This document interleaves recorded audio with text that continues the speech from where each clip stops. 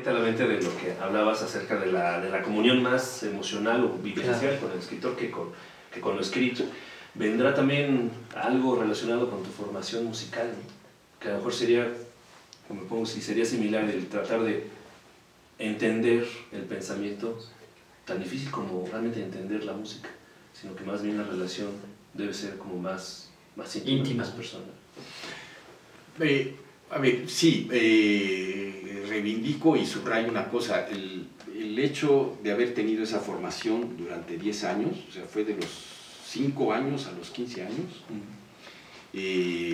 bueno, no solamente me permitió a lo largo de mi vida, la música ha sido fundamental en mi vida, el hecho, ya les dije, o sea, no dejé de jugar fútbol, no dejé de rasparme las rodillas jugando a las canicas con mis cuates, ¿no?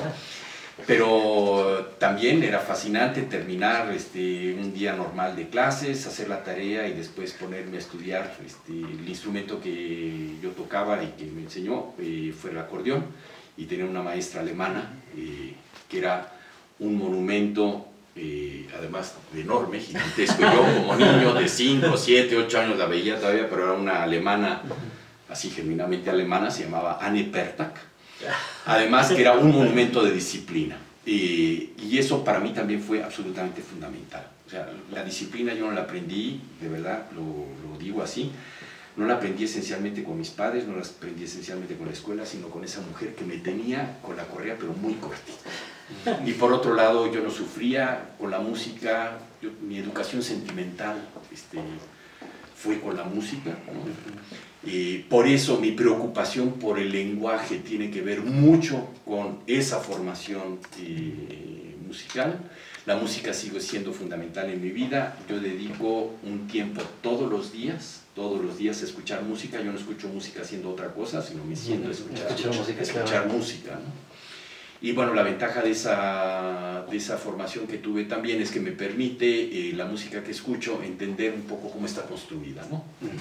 O sea, no era, lo que yo aprendí no era nada más de oído, sino yo aprendí solfeo, etc. Entonces, puedo entender un concierto para piano de Beethoven, cómo está construido y por qué está funcionando como está funcionando, ¿no? Lo cual me permite pues, disfrutar más la música. Lo mismo también me interesó en algún momento ahí, en mi primera juventud, de darme cuenta que si yo no me interesaba en el lenguaje y las posibilidades, no solamente constructivas en el lenguaje, sino las posibilidades expresivas, pues en la medida en que yo me interesara en aprender más, y eso solamente se aprende leyendo a los grandes escritores, podía disfrutar más en el acto de la lectura lo que yo leía, digamos, como literatura, ¿no?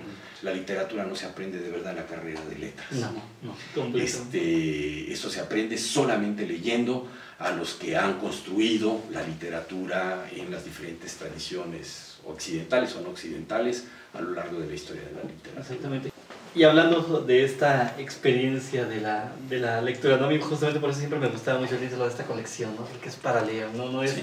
Es más una invitación que un decir es esto, o sea, ¿no? Como decías, no es una versión dominante de como si hubiera un canon de lo que debemos entender por Bataille, sino más bien una invitación. Pero hablando también de tus autores, que sé que están entre los predilectos de literatura, y que además, ahorita que hablabas de música, me ponía a pensar mucho la primera vez que te vi, porque la primera vez que yo lo escucho, ese texto en específico, te escucho a ti leyéndolo. La ruina de Cash, de Roberto Calazo, ¿no? Sí. Y que además era muy curioso, ¿no? Como de lo que de por sí habla el relato, ¿no? Y el ritmo del que lo estabas leyendo, pues era igualmente también, nos sentíamos ahí como con farlimas, lo habíamos comentado. Más de un compañero y yo lo habíamos comentado, que había ese ritmo. ¿Qué encuentras, por ejemplo, en un autor como Calazo y en particular en un texto como este, ¿no? Que tiene un tema tan específico que es la transmisión del relato, de un relato que está permaneciendo a lo largo de mucho tiempo, y como dice el propio Calazo, ¿no? A lo mejor nos han contado más veces de lo que pensaríamos. ¿Qué he encontrado en Calazo? En Calazo he encontrado todo. No tengo ningún reparo en decirlo. Calazo lo descubrí hace como unos 13 años. Fue un hito en mi vida y en mi historia como lector. De encontrarme el primer libro que leí de Calazo no fue su primera novela, que son Las bodas de Cadmo y Armonía, sino fue justamente La ruina de Cash. Y ahora voy a aludir también a otras experiencias que he tenido con otros libros. Terminé de leer La ruina de Cash y yo dije, no entendí absolutamente nada, pero esto es prodigioso. Entonces lo tengo que volver a leer varias veces, a ver si en algún momento puedo más o menos empezar a entender algo. Calazo lo considero hoy, por hoy el escritor más importante en el mundo. Es un tipo que seguramente no va a recibir el Nobel. Seguramente es un autor que lo leen 4 personas en el mundo porque es extremadamente complejo. No difícil, sino complejo. Es decir, es una lástima que yo no sepa italiano para poderlo leer en su lengua original, pero bueno, toda su obra está traducida en anagrama y aún en el español, ¿no? Es una prosa que es en un sentido inexplicable, es decir, es una prosa en la que curiosamente no se puede hacer hermenéutica, siempre cae así como cae la cuchilla de la guillotina, ¿no? No solamente es un prodigio de inteligencia ese hombre, sí, en lo que escribe, en lo que piensa. El último libro que acabo de leer, no es su último libro, pero el último libro que acabo de leer es El Rosa Tiepolo, que es sobre la obra de Tiepolo y sobre todo unos dibujos que son los scherzi de Tiepolo. Es un libro de una inteligencia, de una intuición, las cosas que dice sobre Tiepolo, que no solamente lo leí por Calazo, sino Tiepolo es la obra pictórica de Tiepolo, es una obra que desde hace muchísimos años me ha fascinado. Ese libro me acaba de explicar por qué me fascina la pintura de Tiepolo, ¿no? Y la literatura de Calazo es una fuente sin fin de inspiración. Las cosas que ha abordado Calazo en su literatura y cómo las ha abordado y diciendo lo que dice en esos temas, a mí me parece, de verdad, Calazo escribe para los dioses olímpicos, no para nosotros, ¿no? El problema es que a los dioses olímpicos no les interesa. No compran la literatura, no compran los libros. Como ya lo saben todos, no les interesa. En realidad, en el fondo, lo que hay, y mi fascinación por Calazo es algo que yo me encontré también de muy joven en un escritor que me resulta igualmente fascinante que Calazo, que es de José Lezama Lima, y que yo adopté de verdad como divisa en mi vida: solo lo difícil es estimulante, que es una frase de Lezama Lima. Esto que yo digo sobre La ruina de Cash, que dije, a ver, no entendí nada, pero es lo mismo que me pasó con Paradiso. Un día también por chiripada vi eso, me lo compré sin saber quién era José Lezama Lima, les hablo de hace una cantidad de años bestial. Y cuando yo terminé de leer Paradiso, dije, o sea, no entendí nada, pero lo único que sí estoy entendiendo es que este tipo me está enseñando cuáles son las posibilidades expresivas de mi idioma, ¿no? Entonces, sobre eso hay que ponerse a trabajar y a trabajar duro. No solamente leyendo la literatura de Lezama Lima, sino trabajando sobre el lenguaje. ¿Cómo se trabaja sobre el lenguaje? No voy a decir nada original, pero se me ocurre un símil. Es como un escultor, como Miguel Ángel trabajando su obra. La tienes que ir poco a poco devastando. Es un ejercicio infinito de paciencia. Afortunadamente, la música, o sea, mi aprendizaje de la música, me enseñó esa paciencia infinita, porque eso es la música. Es decir, tú quieres interpretar una obra de una manera más o menos solvente, no te alcanza la numeración para contar las veces que has tenido que repetir cada uno de los pasajes, la totalidad de la obra, una y otra vez, una y otra vez. Yo lo vivo exactamente lo mismo así en relación a la escritura. Si escribo bien o mal no es la cuestión, y yo soy el que menos puede juzgar eso. Es simplemente nada más para mí también el trabajo del lenguaje, el trabajo de la literatura en el sentido amplio. Escriba un ensayo sobre filosofía, o escriba una novela, o escriba un poema. Es ese trabajo de estar convirtiendo la materia bruta, ¿no?, que sería ese bloque de mármol, irlo trabajando, trabajando, trabajando. Te equivocas, compones, te equivocas, compones, te equivocas, compones, etc.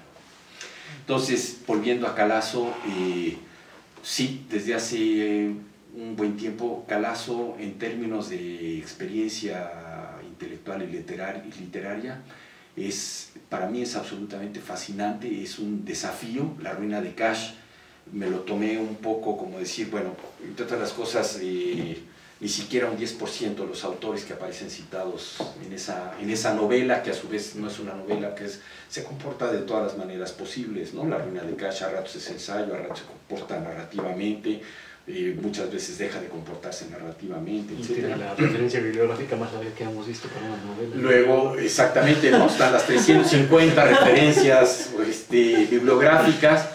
Cuando uno las recorre, pues uno dice, o sea, este tipo es el gran mentiroso del mundo, ¿no? Porque cuando está citando, por ejemplo, algún pasaje de los Rig Veda, ¿no? Su lectura fue en sánscrito, ¿no? Entonces, o sí me está contando la verdad, o entonces de verdad nos está tomando el pelo. Yo creo que sí está diciendo la verdad, ¿no? Y bueno, no fue el proyecto de mi vida decir, a ver, todos estos que no los conozco me los voy a poner a leer, pero sí, hay textos que son tan ricos que la ruina de Cash y la literatura de Cash me ha llevado a decir, bueno, pues a ver, voy a indagar, voy a tratar de conseguir esto y lo voy a leer. Ya detrás ya no está la literatura de Calazo, ¿no? Claro. Simplemente nada más. Eso como cuando fuimos estudiantes y un maestro nos decía, oye, te conviene leer a Lezama Lima, por ejemplo, que no fue el caso, ¿no? Y uno se pone a leer algo que alguien te recomienda, un maestro, un amigo, ¿no? Oye, mira, acabo de leer esta novela que me parece sensacional, léela, ¿no? Eso simplemente, ¿no? Pero sí, Calazo, además cumple otra cosa que me parece fundamental. Es un escritor que ha escrito poco, sí. Realmente en realidad ha escrito poco. Un autor que no ha salido a colación, pero que también para mí fue fundamental, me acompañó en mis depres de la adolescencia, de la primera adultez, de la segunda adultez, etc. Ahora ya casi no lo leo, ahora les voy a decir por qué, que es otro que también en su momento cuando descubrí a Bataille también lo descubrí y me fascina, Cioran, aunque no he escrito nada sobre Cioran y no voy a escribir nada sobre Cioran. Yo tengo un problema con Cioran, que cuando me pongo a leer a Cioran empiezo a escribir como Cioran y eso sí, de verdad, eso es una cosa absolutamente inevitable, es un contagio, así como cuando uno está con un amigo que está acatarrado y al día siguiente uno también está acatarrado, a veces sucede así, ¿no? Por eso mi lectura de Cioran la hago así con mucho miedo, ¿no? Porque de verdad es que acabo de leer a Cioran y lo que empiezo a escribir, digo, pues es que esto es Cioran, ¿no? De hecho, yo siempre he insistido que cuando leo Cioran, el libro saca la botella, ¿no? O sea, no soy yo, ¿no? O sea, sí. Mi libro es el que está embriagando, ¿no? Pero Cioran, por ejemplo, dentro de la filosofía, junto con Bataille y otros autores, han sido también fundamentales en mi formación, sobre todo en mi deformación, pero sobre todo en la enseñanza de esos escritores a los que he recurrido, ¿no? Claro. Para educarme como escritor. Oye, en algún momento mencionas que dice, a menudo experimentamos un cierto temor hacia lo discontinuo debido a que es inapresable. Hagamos lo que hagamos, de él nada se puede decir. Y eso da miedo. Sí, claro. Sí, ¿no? ¿Qué te lleva a esta reflexión, Ignacio? Bueno, también el ejercicio de la escritura conlleva un miedo que diría yo, es un miedo primigenio, ¿no? La siempre abierta y amenazante posibilidad de fracasar. No fracasar en la totalidad de la obra que se está escribiendo, ¿no? Fracasar a cada frase escrita, ¿no? Así de inminente y así está de presente esa posibilidad. El miedo que también puede conllevar, por ejemplo, hay escritores que planean todo, ¿no? Un ejemplo que me parece que es paradigmático, por ejemplo, es Flaubert. Antes Flaubert de escribir una de sus novelas llenaba cuadernos con apuntes, notas, ejercicios, primeras redacciones, segundas redacciones, etcétera, etcétera, ¿no? Otros autores se sientan frente a lo que se siente en una máquina de escribir, una hoja de papel, una computadora, y no saben lo que va a resultar. El caso contrario de Flaubert, por ejemplo, es Stendhal, ¿no? Y él mismo lo dice, ¿no? Es decir, él no planeaba absolutamente nada, se sentaba frente a una hoja de papel, tomaba su pluma y así lo que iba saliendo. Es decir, no es una escritura automática, pero digamos que eso, los autores que trabajan así, eso permite una cierta soltura y frescura, ¿no? en la escritura. Eso es una posibilidad de vencer el miedo. Trabajar de esa manera es una posibilidad de vencer ese miedo que, como lo dije hace un segundo, es esa posibilidad siempre amenazante de fracasar. No, insisto, y no solamente la construcción de toda una obra, trátese de un ensayo, de una novela, de un libro de relatos, etc. No, es que esa amenaza está en la construcción de cada frase. Estoy diciendo en realidad lo que quiero decir. Sí. Y la otra es, en realidad estoy pudiendo decir lo que tengo necesidad y lo que quiero decir. Eso es una cosa que uno nunca termina de responderse, ¿no? Y a veces el puente parece ser muy distante, ¿no? Sí, es una cosa que se ve así como del otro lado del mundo, inalcanzable. Es como estar persiguiendo la olla llena de monedas de oro del arco iris, que ya sabemos, de niños creíamos que sí se conseguía llegar al otro lado del arco iris. Ahora quien viva creyendo eso está como Pablo el manicomio en camisa de fuerza, ¿no?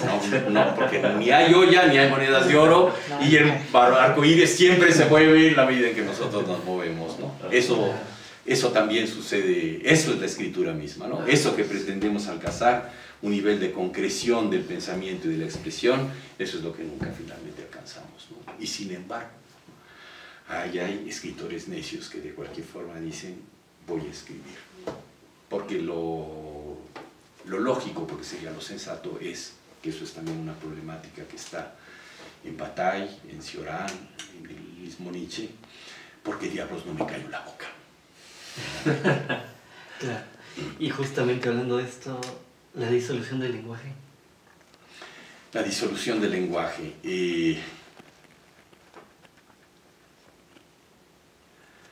La disolución del lenguaje, bueno, finalmente no se... Es decir, no es una meta sensata del discurso filosófico, del pensamiento filosófico, como tampoco no puede serlo del ejercicio de la escritura literaria, ¿no? En el sentido, bueno, una de las cosas que he formulado en algunos escritos sobre Bataille, que en Bataille sí hay una voluntad expresa, ¿no? Porque esto no es casual. Para Bataille la casualidad en este sentido no tenía ningún valor, tenía que ser algo deseado y buscado. Y la vocación de la filosofía a cometer su propio suicidio, ¿no? Realmente, si la filosofía expresa una aspiración a lo absoluto por parte del hombre, pues esa aspiración a lo absoluto tarde o temprano lleva a cruzar ese límite que marca justamente el territorio de lo absoluto, ¿no? Entonces, en ese sentido, la filosofía genuinamente debería de tener o debe tener una vocación de suicidio.